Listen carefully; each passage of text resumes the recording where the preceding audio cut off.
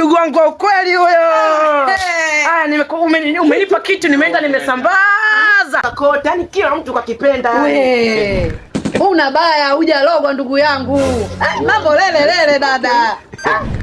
Yani hapa nimekuja kukufuata tuenze tukali yako. Hivi subiri basi sasa nikaoge wenzetu. Unasemaje? Wewe msubirini kwanza. Mama samahani. Sawa. Kila unachokifanya wewe sio kizuri. Kila siku mimi nakufumbia macho, ila leo acha nikwambie ukweli. Wewe ndo unayemharibu. Yaani wewe unamtumikisha huyu kazi za kike wakati unajua kabisa huyu mwanaume. Nilijua tu nimekaa kanuksi wewe. Yaani unapenda kufuatilia mambo ya watu. Yapo kwa anakushinda unapenda kufuatilia mambo ya watu. Wewe ndugu yako huyu, una ndugu naye huyu au mmechangia damu? Usifuatilie mambo yetu yatakukosti. Wewe vipi? Nilimjui na wala sio ndugu yangu. Lakini ninachopambania hapa ni wanaume wangu. Yaani huyu anachokifanya ni kutudhalilisha sisi wanaume wote. Alafu nisikilize, huyu kama kapotea yeye.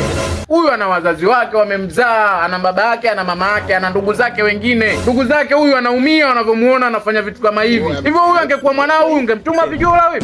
Angekuwa mwanao huyu ungemkumbatia kwa mambo anayoyafanya wewe? Ndio maana nikakwambia hayakuhusu. Hebu subiri kwanza udugu wangu.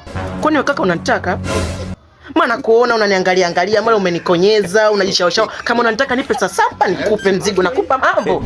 Wewe nikikuchekea wewe wanaume tunazidi kupungua. Umesema nakutakaje? Kwani unanitaka? Nani anakutaka? Nani anakutaka? Wewe unaitwa nani? Unaitwa nani? Naitwa DX. Kaza, unaitwa nani? Naitwa Juma. Kaza hivyo. Anyanyuka hapo usikanyage tena. Toka hapa. Okay. Na kama unataka kuwa mwanamke, hiyo hazina yetu tufungulie. Mbwa wewe. Afu wewe.